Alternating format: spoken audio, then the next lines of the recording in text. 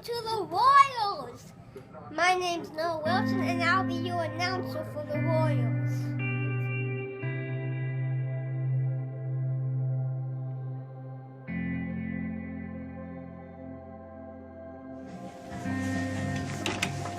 Just beat it.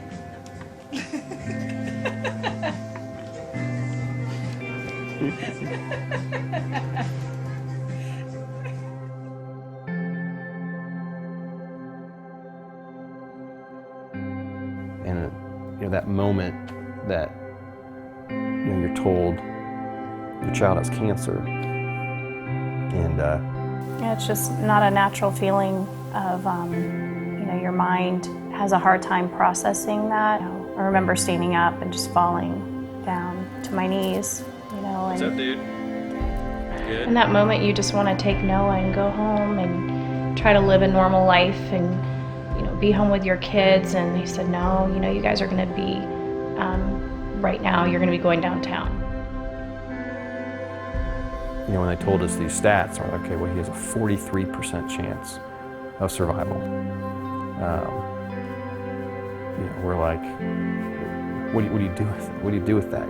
He's got a 100% chance because we're gonna do everything that we can to do whatever it takes. And we spent that weekend trying to figure out how we're going to tell our son.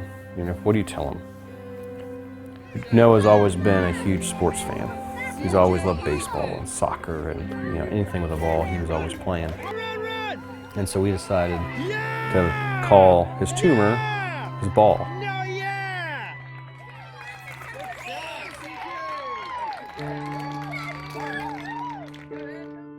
He was just like this perfect little boy, and he just always thought about other people, and it was from very early ages, and that's really how the Bandage Project started. It feels like I'm actually being kind to other people, so then I just feel good inside, and I'm helping other people, and I'm also helping the hospital.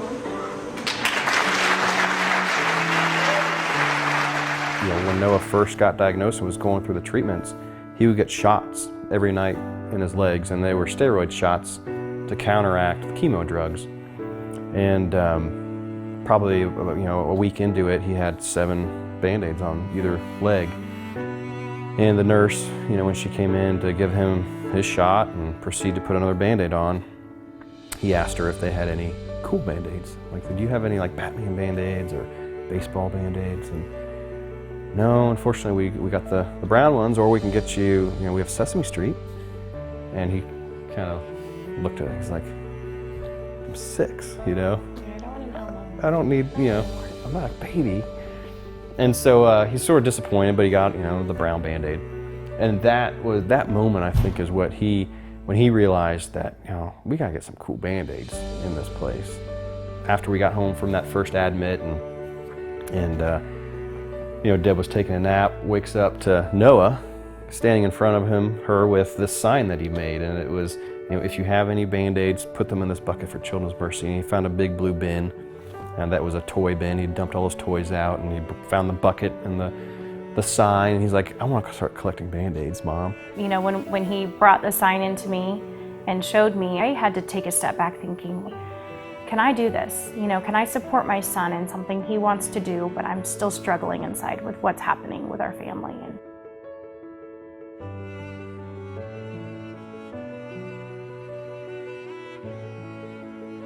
Noah, he knew how much a bandage meant to kids. And I think as adults we look at them and they're cute like that, but to a kid they mean so much more. And especially like on a cancer ward when all the kids are wearing the hospital gowns and they're losing their hair because of the chemo, and so they're bald. And we would walk down the hospital floor and he would pass by a child and he'd look at Deb and be like, is that a boy or a girl? And it wasn't always easy to tell, and so Noah knew that, well, if they have a Band-Aid, they could express themselves and they could help sort of identify what they like and who they are. Are they a boy? Are they a girl?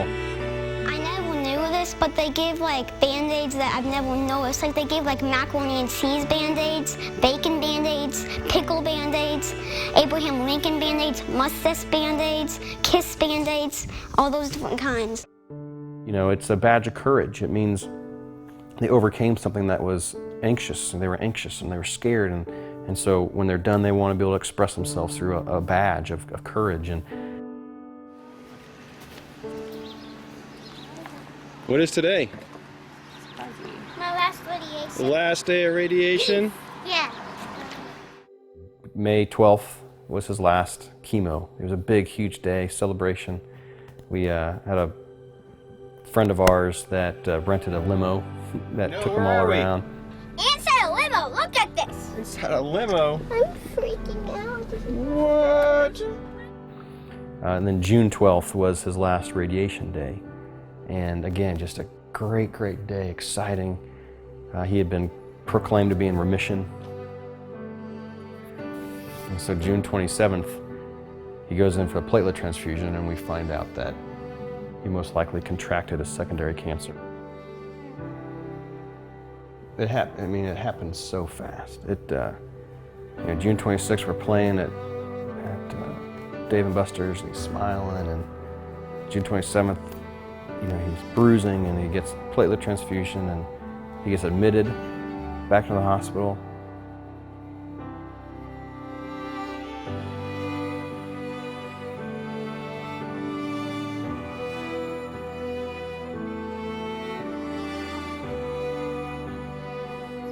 You were on the table with him as we're running, and holding him, and we just all didn't want him to fall asleep. We all kept yelling, "Noah, wake up, you're okay," and stay with us. And really from that moment, he never really regained.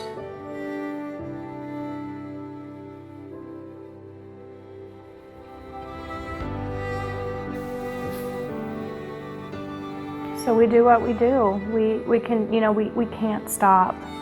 There's too many other kids that need the help, that need the funding, that need the awareness and research. And that's why we do what we do. That's why Noah's Bandage Project raises money and gives it completely to, the research aspect.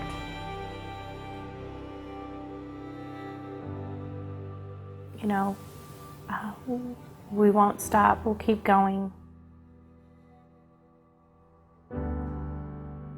It feels like I'm actually being kind to other people. So then I just feel good inside that I'm helping other people.